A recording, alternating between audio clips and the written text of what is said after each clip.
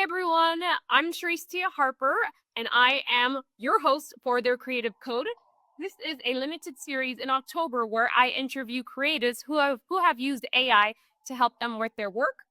My first guest today is Montgomery Scott, aka Chili Scott, wait, Chill Scotty, and he has written a novel called Black Mirror Chronicles, which you can buy on Amazon Prime, or sorry, on Amazon in the Kindle edition. And the reason I'm doing this Creative Code limited series is because as you know, I'm a documentary filmmaker. I'm currently working on a feature about female bullfighters. It's called Las Matadoras. I'm looking at one in Mexico, Peru, and Spain. And because I live in a non-bullfighting country, AI, or artificial intelligence, has helped me immensely with the research. Now, I want to make it clear, use artificial intelligence not take the spot of reading books. So doing general research, speaking with people, and actually visiting the locations.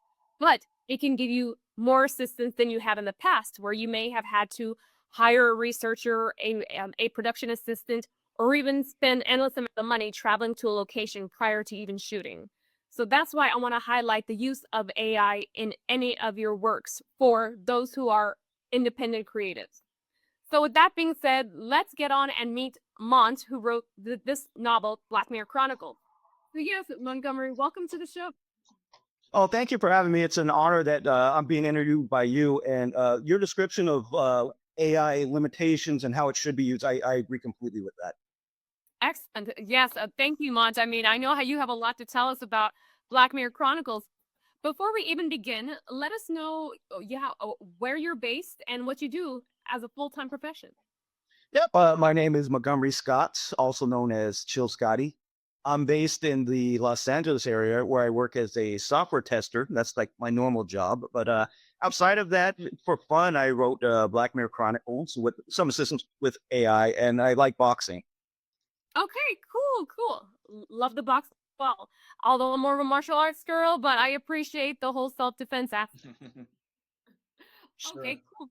So let's get on talking about Black Mirror Chronicles. Okay, so without giving too much away, tell us a little bit about it. Yeah, well, Black Mirror Chronicles begins with Ethan Graves. He's like a tall, skinny, nerdy guy from Earth who wakes up on another world where everyone is smaller than him. So he suddenly has superhuman strength. That's the spark, but the story isn't just about him. The heart of the book is the cast of characters he encounters, like allies, rivals, enemies, each with their own perspective and motivations. It's really an ensemble story where every character matters. Okay, all right. Well, that was a nice rendition, a nice short version because I know the book is 120 pages. So by you giving up that short description, it hasn't given too much away, unlike some of these trailers, these film trailers. They leave us wanting more. Yeah, Uh, certainly. So as you said, Mondi, you are a software tester by day, but you wrote this as a hobby to express yourself. So when did you know you wanted to write a fantasy with a political angle? Well, I've always believed politics are essential to fantasy because life itself is political. In Black Mirror Chronicles, it's the politics of a medieval style world. You know, like the power struggles between nobles, rulers, and those resisting them. But nothing that I put in there is tied to modern politics. There wasn't any specific inspiration from today's world. It's about exploring how power works in a different civilization. And yeah, I've always wanted to do it. I just never thought of not the best with grammar, but I like reading, so I figured that this would be a good way to try to test it out to see if I could put something down in writing. Wow. I mean, I think that that's very impressive. I've never written a novel. So for you to make it sound quite easy, it's very inspiring. So I have to ask you, what made you decide to use AI, specifically ChatGPT, as a RAN partner for Black Mirror Chronicles? Yeah, well, I actually started with a Copilot. It's built into Windows and it's easy to open. I drafted the book there, but once I finished it, I did the final edits with ChatGPT, and then so I used that at the end. And going forward, I'm using ChatGPT because I think it's for AI wise, it's greater on the creation type of area, while like Copilot is like awesome in like the technical like AI type of thing. Okay. Okay, so I'm glad you mentioned two of the different AIs, Copilot and ChatGPT, and what do you think they are better used for creators in general. But I know a lot of people are going to want to know, and me too, how much percentage was Mont and how much percentage was AI? Yeah, no, that's a great question. When I just tested it out, I let my first draft, I let like AI dictate most of it. And then after I was finished with it, I threw it all away. It doesn't work if you try to do it that way. So it's about you writing it out and outlining everything, and then ChatGPT maybe like because they could just put like said for like all your characters, and they know they could put it could add in stuff like exclaimed or things like that. So leaving like the interactions minimal and just like using it to like clean up basically is the best way you could use it. Okay, okay. So then you're saying that how you wrote the outline, meaning you wrote in the script writing world, we say treatment. So you wrote Ethan does this, he experiences this. Did you also write his actual lines, or did you use artificial intelligence to help you with that? I wrote most of the lines, and when artificial intelligence did come up with the lines, I edited it heavily because like if it didn't echo what I'm trying to say, it was worthless to me. So yeah, the dialogue I really like making the dialogue too. So I'll throw out I will throw out like my outline. It will throw out its draft of it, as I would call it, and then I will edit it and be like, okay, instead of saying this, they say this, and that's basically how I worked with it. Okay. And then, so to answer the original question, how much percentage was you? I think mostly me, but it did like the heavier lip, like the grammatical things. Might have thrown like a little bit of extra in it. Like I say a dark room, and then it might say it's dark as midnight. It might throw in like a little bit. But yeah, no, I'd say it's 80-20 Okay. me with that. Yeah. Okay. Okay. That's a fair percentage. And then how long did it take you to write Black Mirror Chronicles?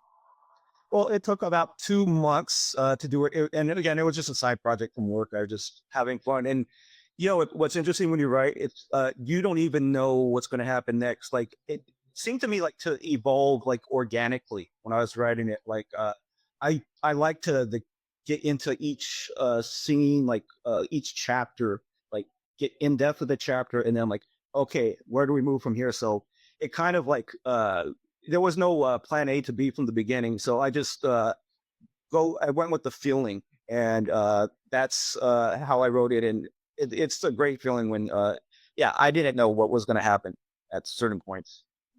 That's really impressive. Okay, so you're saying 2 months, you you just wrote, I mean, and when you were writing, did you start with the beginning and the end, and then you added it in the middle at the end, or did you just write it consecutively? It was completely just chronological, just chapter one, chapter two, chapter three, and then I wrote it based on that. So yeah, and I did not know when with from the first chapter what was going to happen at the end. I let everything play out. I think that's the best way to do it. Like oh, this happens. Okay, so what are the many possible reactions to this chapter, and what would work well with that? So chapter by chapter is like basically how I did it. That's insane. Okay, to everyone out there who's writing a novel or a screenplay, Montgomery's making it sound extremely easy, and I'm very impressed because as a documentary filmmaker, my script comes at the end, meaning I shoot everything and then I create a script. I have an idea of what I think it will be, but of course, as you talk to people, it changes.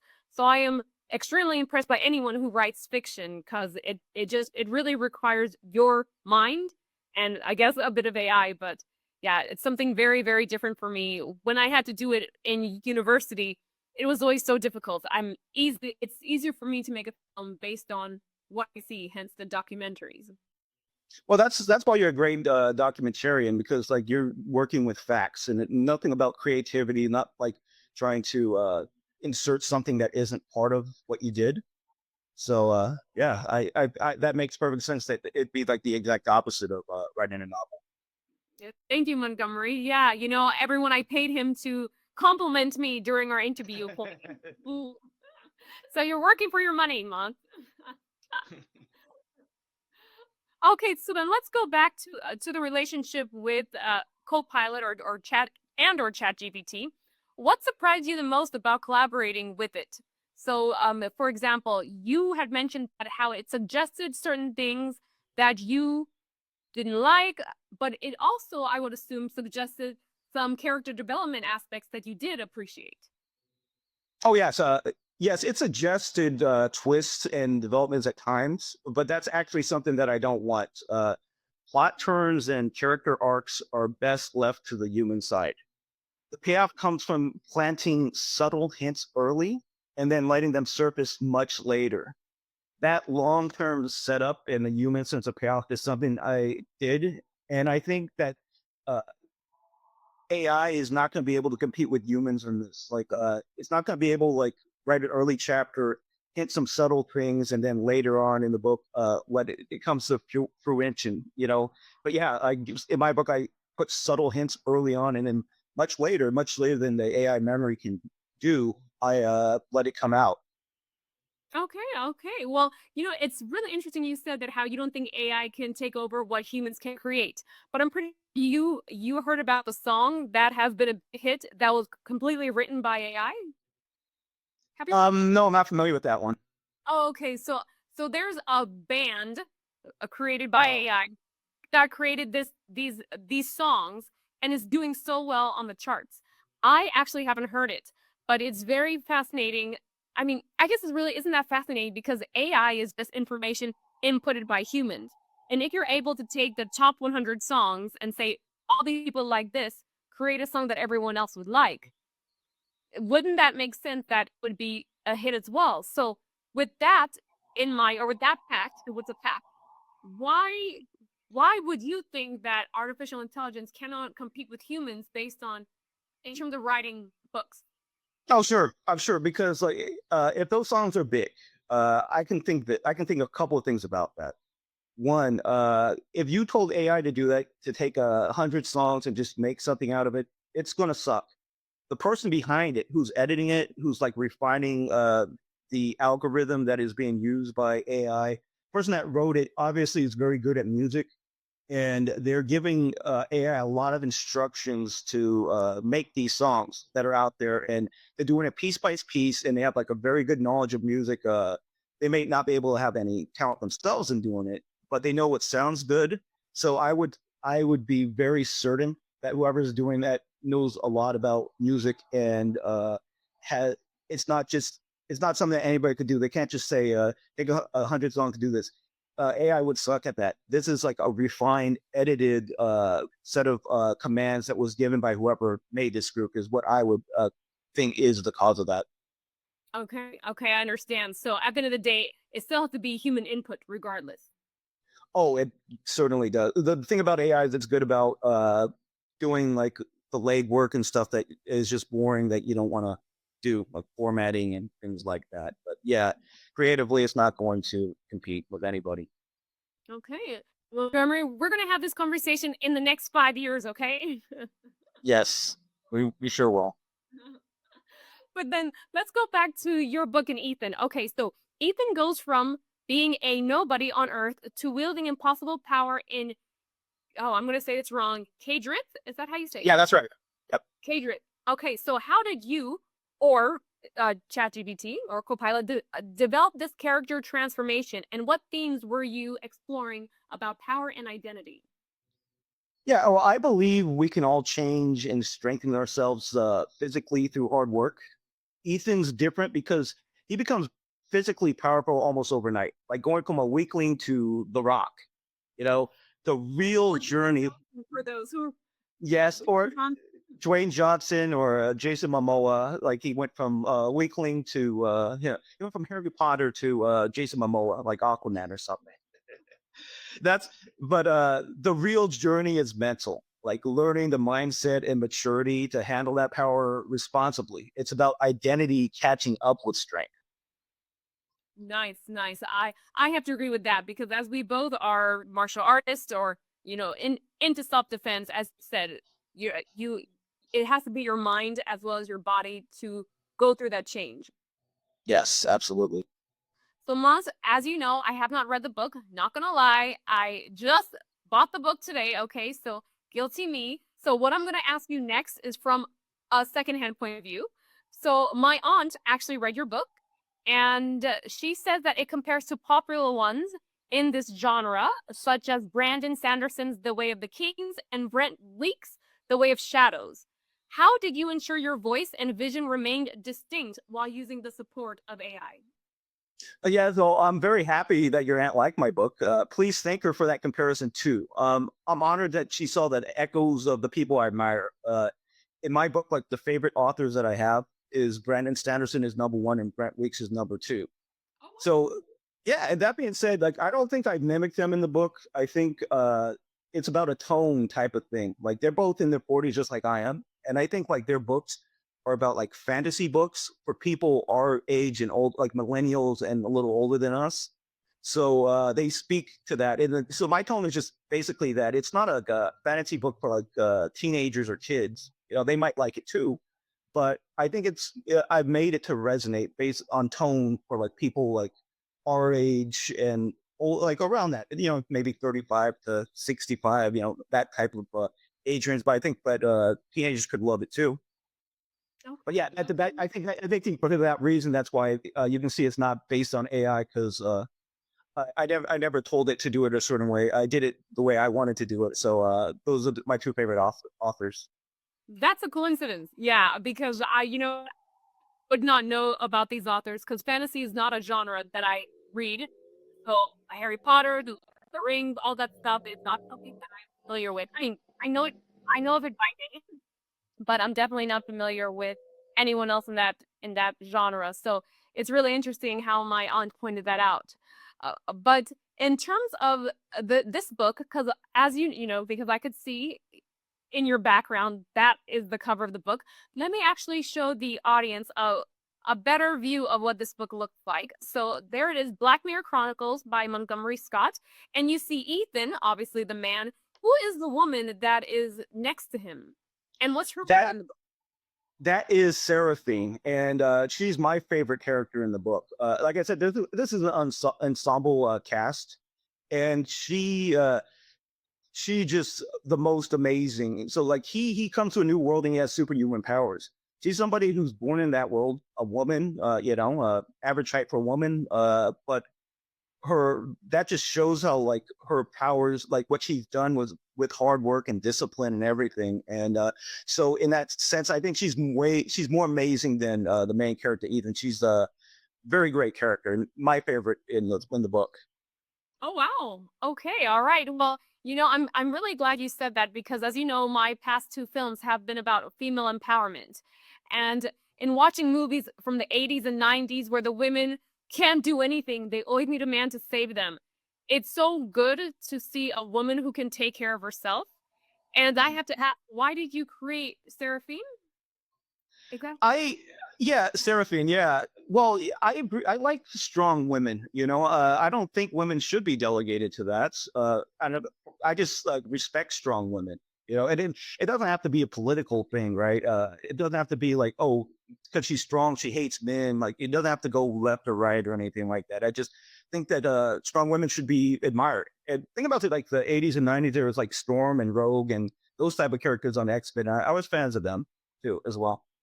Nice, nice. But then, as you were saying, Mont, I mean, how many of them were in the 80s and 90s apart from superhero Marvel and I guess DC? I feel like a lot of the recent movies I've watched with your Sylvester Stallone, your Schwarzenegger, it's always the woman can't do anything. And it's so, I mean, that was back then. Now we're 40 years later, but it's so good to see a character that is being built who can not only help herself but also assist the man in this world because at the end of the day you said that he is a visitor, right? And then this is her world, so he would really need the support of a local to correct.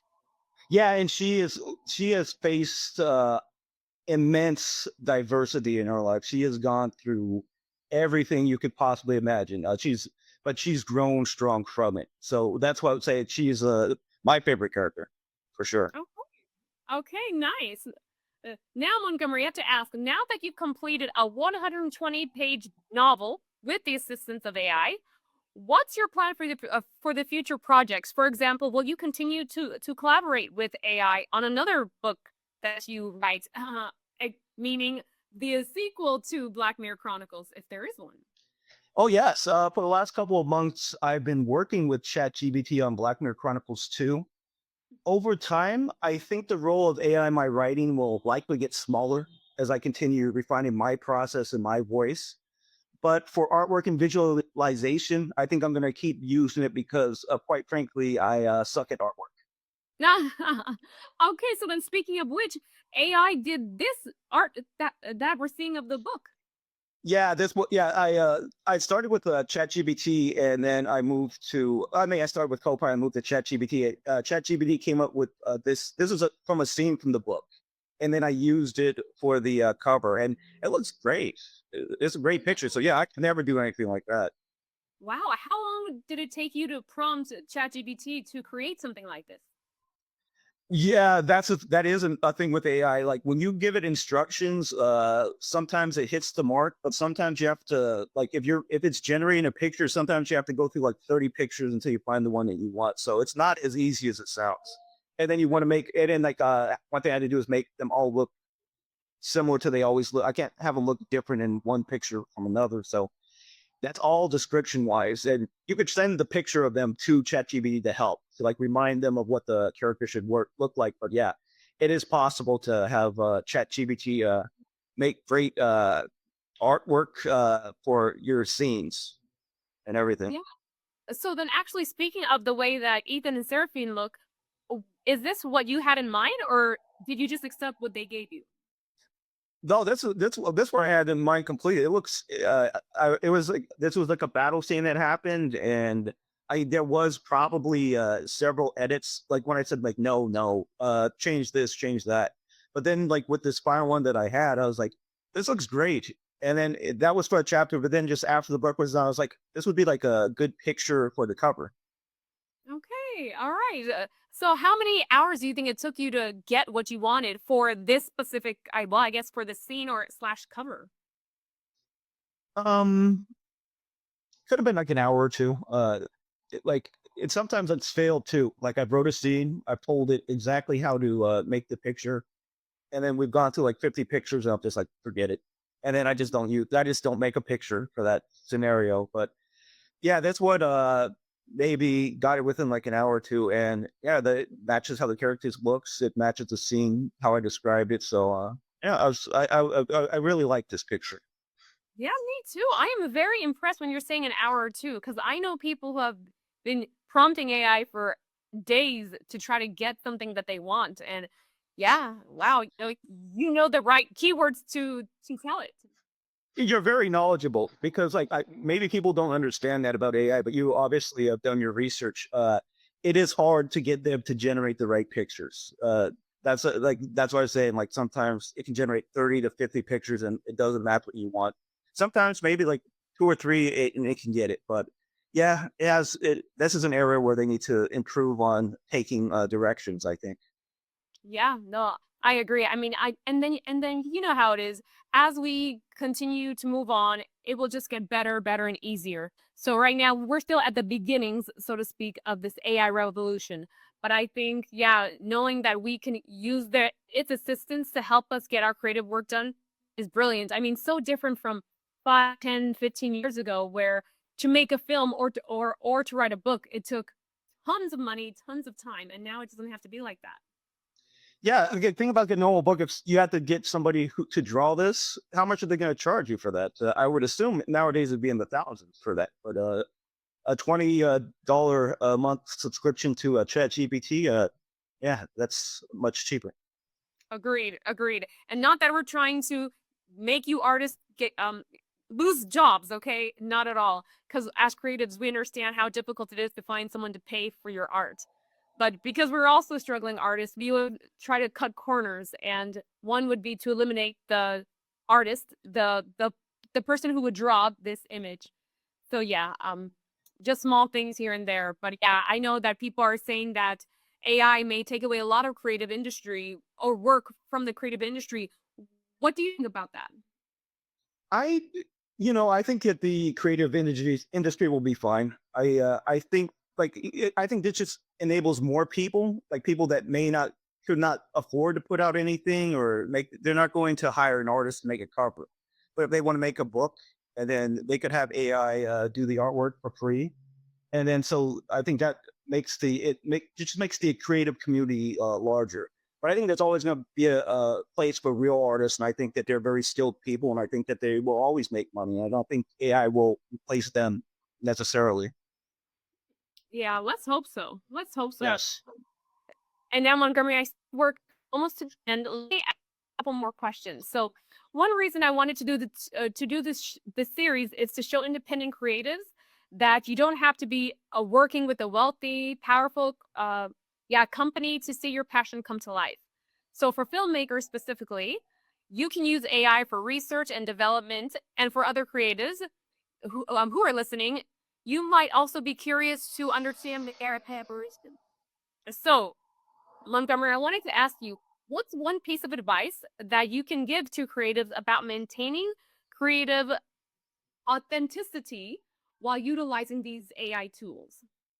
Yeah, that is a great question. So, and I can definitely answer that. So, before you touch AI, write your first, like if you're writing a book, right?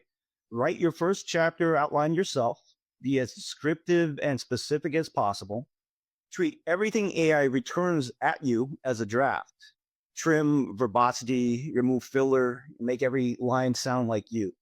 Watch for like common AI ticks. And I've been able to see this nowadays. Like, so an example, like you could tell AI, this character is strong. And the way it will like write out will be like, this person is strong, not soft, not weak, but strong. And that's like something that it will do. And I had to continuously tell AI to stop doing that. And I made sure it's not in my book. But watching YouTube videos, I can now spot like an AI generated narrative immediately.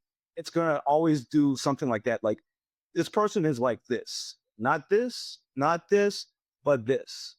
And then some of it will also sound unnatural. Like some of the filler words will sound unnatural, and then you could tell it's an AI. So yeah, doing this book, watch out for that. Just do everything in your own voice, trim out stuff like that.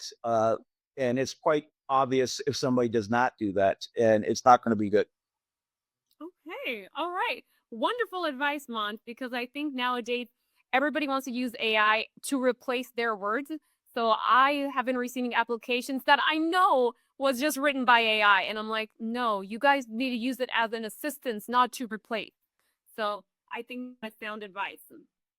Uh, Yeah, your knowledge is very good. You've obviously researched this very well because everything you said was is 100% correct about how AI, like the strengths and weaknesses, are exactly what you've highlighted.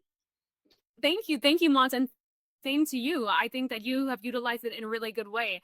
I look forward to reading your book. But before we head out, you have to tell people, where can they find this book? Yep. If you go on Amazon, you type in Black Mirror Chronicles, my book will be there. Price is $3, and it's on Kindle Unlimited. So if you have a Kindle Unlimited, it's free. Just read it. All good. But yeah, $3 on Amazon, and it's all the countries in Europe, America. Yeah, $3. Fun read. I would say. I would hope it is at least. I hope it does. I hope you don't hate it. Excellent, excellent, Montgomery. And then tell us, when can we expect Black Mirrors 2 to be released? Yeah, well, I'm not sure. I've been editing it. I've been putting a lot more work into it than the first one, which I think the first one came out good. But I've been putting a lot more work into it. I want it to be at least double in length. But when you edit it as much as I do, like so far, there's still a lot to go. But I want it to be contain a whole lot of action and storytelling and everything. Make it like double the length of the first book. Nothing superfluous, nothing like extra added in. So it's just fun read to just like have fun and relax to. So so I don't. So the answer is no. I don't know when. Well, either way, we will be on the lookout. Like I said, I am not a fantasy lover, but I will read this book. So I'll let you know how I find it, if I think it's as good as my aunt said. But thank you so much, Montgomery, for joining us today Thank you as well for being open and honest about your collaboration with AI. I know a lot of people try to hide that fact now. They still make it sound like it's in their words. And I don't think that there's anything to be ashamed about with using AI. I think it's one of those aspects where you're working smarter and not harder. Yeah, I agree. And like I said, I'll eventually probably use it less and less. But again, I think it's great for people to get started, just get the feel for it. Yeah, I'm glad I did it. If I never use it again, I'm very glad because it got my feet in the water for like making a book. So and thank you for having me too, by the way. Of course, you're very welcome. And now, Monty, you can say that you're a published author. I mean, come on. That's exciting. I've never done that. So congratulations to you. Well, yeah, you've done about 100 times more. But thank you for that. You know, obviously, yeah, you've one of your documentaries is 1,000 times more effort than what I put in, and they came out awesome. And I was watching Tubi yesterday, and like their thing came up, and I watched it. The Other Side of Carnival was on Tubi. It was on the recommended actually. So Oh, wow. yep. So everyone, now you know. If you have Tubi, check out my first documentary, The Other Side of Carnival. Thank you, Montgomery, for that shout out. Oh no, no problem. Yeah, I will watch it. Good documentary. Everybody should watch it on Tubi. Thanks, Mont, and thank you once again for your time. Everyone, thank you for joining our first episode of the Creative Code, and join us back next time as we talk to another creative who has used AI. And remember, this is a limited series for October, so once it's gone, it's done. All right, thanks again, Montgomery. Take care, All right. everyone. Thank you. Bye. Bye.